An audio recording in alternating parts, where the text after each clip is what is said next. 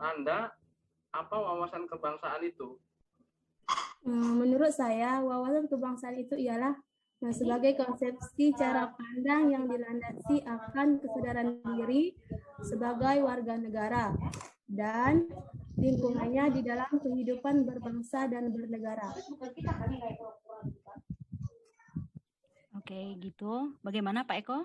Ada tanggapan mungkin? Ada yang mau bertanya lagi mungkin? Ibu Enita? Oke, boleh. Selamat siang, Dek Nidar. Oh, kayak ini bukan ya? Tadi saya tanyakan, kira-kira apa manfaat wawasan kebangsaan daerahnya kan sih? Bisa jadi itu. Baik, manfaat wawasan menurut saya dapat memberikan jaminan atas tercapainya kepentingan nasional baik ke dalam maupun keluar. Nah, seperti bahwa wawasan Nusantara itu dapat memberikan gambaran dan arah yang jelas bagi kelangsungan hidup bangsa. Oke, itu ya jawabannya. Jadi menurut Ade Repnidar di sini penting ya kita berwawasan kebangsaan. Ya, mungkin pertanyaan selanjutnya Bapak Edi. Baik, Dek, saya akan memberikan sebuah pertanyaan.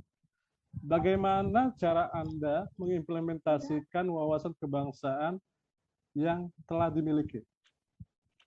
Dengan cara menentukan pola pikir yang baik untuk kemajuan berbangsa dan bernegara dalam hal melalui pendidikan.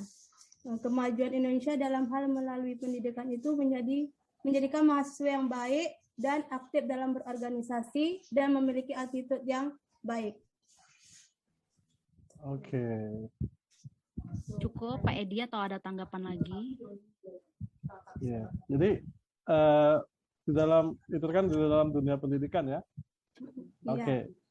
Kalau bukan di dalam dunia pendidikan, gimana kita menerapkan, mengimplementasikan wawasan kebangsaan itu? Jika di dalam lingkungan masyarakat itu seperti dalam membantu dalam bergotong royong,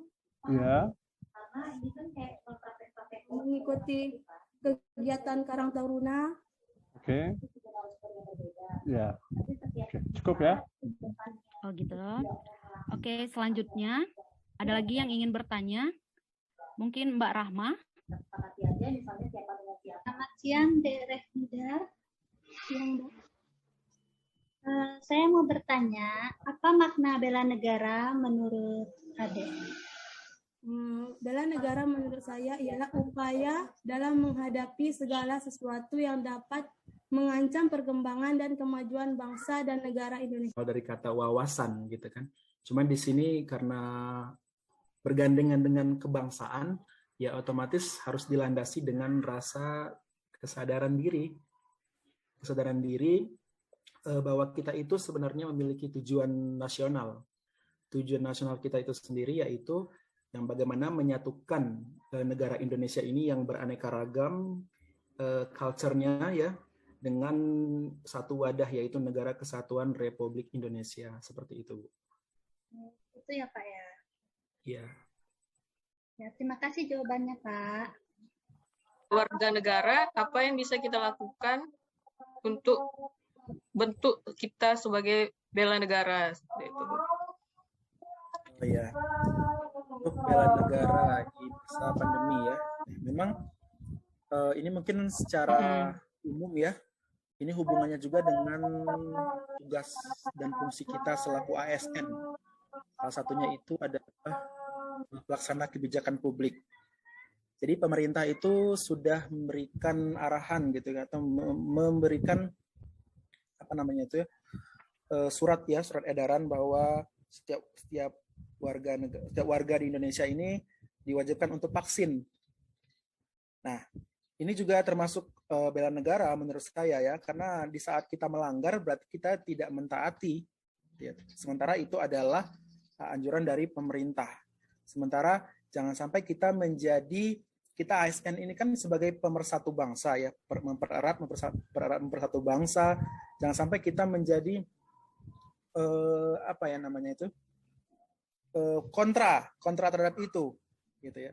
Terus kita mempengaruhi di masyarakat, mempengaruhi orang-orang untuk tidak vaksin, ya itu adalah bentuk yang salah, bentuk dari salah ya dari kegiatan bela negara.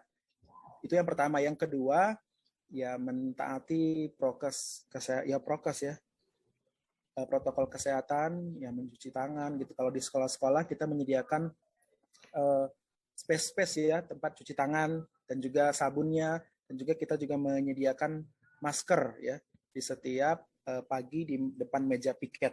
Itu mungkin bentuk bela negara saat pandemi COVID-19. Mungkin saya ya mau bertanya juga. Kalau dilihat dari sisi Bapak sebagai guru ya, tenaga pengajar, bagaimana sikap Bapak itu untuk menunjukkan bela negaranya kita kaitkan dengan isu mungkin narkoba yang sudah mulai masuk ke kalangan pelajar gitu. Oh iya. Ya, jadi ini pertanyaan yang sangat menarik sekali ya. Nah, jadi kalau seperti itu ya, biasanya di awal tahun ajaran baru, itu dalam kegiatan masa orientasi peserta didik, itu kita mendatangkan narasumber dari kepolisian dan dari kesehatan. Ya, terutama untuk mencegah anak-anak kita agar tidak ya mencicipi gitu ya narkoba. Mungkin berawal dari hal yang sepele, misalnya rokok, itu untuk yang kaum laki-laki ya. Mungkin berawal dari gratis, terus nanti tiba-tiba bayar dan beli sendiri, ya nanti urusannya juga ke orang tua. Mungkin dari hal yang sepele yang kita tanamkan kepada siswa kita. Terus juga ada namanya pembiasaan karakter. Pembiasaan karakter itu juga dalam waktu 3 hari ya, bagaimana anak-anak itu bisa perilaku hidup bersih dan sehat. Ya ada PHBS namanya ya. Biasanya dari Puskesmas Bintuhan ya, kami setiap tahun ajaran baru itu selalu ada. Itu kami ya mendatangkan narasumber, karena yang ahlinya itu ya memang di pihak kepolisian ya polisi, terus di pihak ya kesehatan ya perawat atau bidan atau dokter. Nah lalu bagaimana lagi? Jadi kita setiap 1 bulan 1 kali kita merazia anak-anak itu terkait dengan barang-barang yang dibawanya. Bisa jadi misalnya anak-anak itu dapat barang-barang itu dari temannya gitu kan, atau dari saudaranya. Jadi kita intens ya bekerja sama dengan kesiswaan dan tim penegak disiplin sekolah, dan nanti dilanjutkan dengan laporan kepada orang tua yang bersangkutan kalau memang dia mendapati barang-barang yang haram tersebut. Seperti itu. Oke, berarti intinya diedukasi sedini mungkin Pak ya tentang bahaya. Baiklah, terima kasih. Selamat siang Ibu Dr. Anita telah bergabung di room kita. Ya, selamat siang Pak Doni. Sehat Bu? Alhamdulillah sehat. Ya, mungkin ini langsung saja, ini ada pertanyaan sedikit Bu mengenai wawasan kebangsaan. Jadi, apa wawasan kebangsaan menurut pandangan Ibu sendiri? Wawasan kebangsaan itu apa menurut Ibu? Wawasan Ibu, pengetahuan Ibu aja. Oke, baiklah. Jadi wawasan kebangsaan itu adalah bagaimana negara kita memandang mengenai dirinya dan lingkungannya. Jadi itu adalah bagaimana cara kita menempatkan diri kita, bangsa Indonesia terhadap lingkungannya. Terus itu dia akan mengutamakan kesatuan dan persatuan dalam penyelenggaraannya, sehingga kehidupan bermasyarakat, berbangsa, dan bernegara itu tidak terpecah belah. Kalau bela negara itu adalah sikap, tekad, dan juga perilaku kita sebagai warga negara yang menunjukkan kecintaan kita terhadap bangsa dan negara itu sendiri. Nah, bela negara itu harus ditanamkan sejak kecil sehingga bisa terus dipupuk sampai usia dewasa sampai usia tua. Jadi harus tetap dilakukan pengenalan dini dan penanaman nilai bela negara mulai dari usia dini. Makanya waktu kita pendidikan kewarganegaraan itu kan sudah dimulai dari usia sekolah dasar. Nah, itu adalah contoh nyata bagaimana kita bisa menanamkan dan mengajak anak untuk menerapkan sikap bela negara sedari kecil.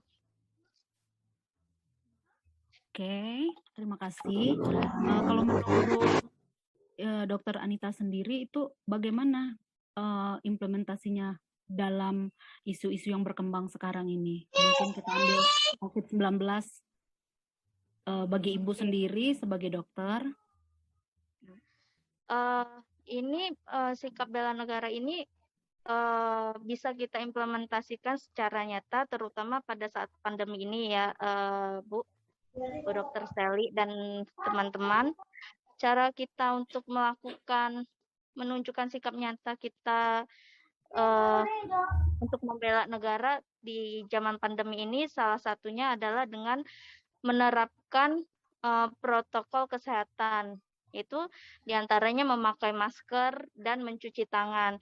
Kenapa kita harus menerapkan protokol kesehatan? Karena itu adalah bukti nyata kalau kita siap untuk membela negara. Kan tadi pengertiannya sendiri adalah sikap, tekad, dan kemauan kita untuk menunjukkan kecintaan terhadap negara. Nah, dengan kita memakai masker, menerapkan protokol kesehatan, itu menunjukkan bahwa kita cinta terhadap bangsa kita, terhadap negara kita, sehingga kita bisa membantu negara untuk segera mengakhiri pandemi COVID-19 yang terjadi di Indonesia.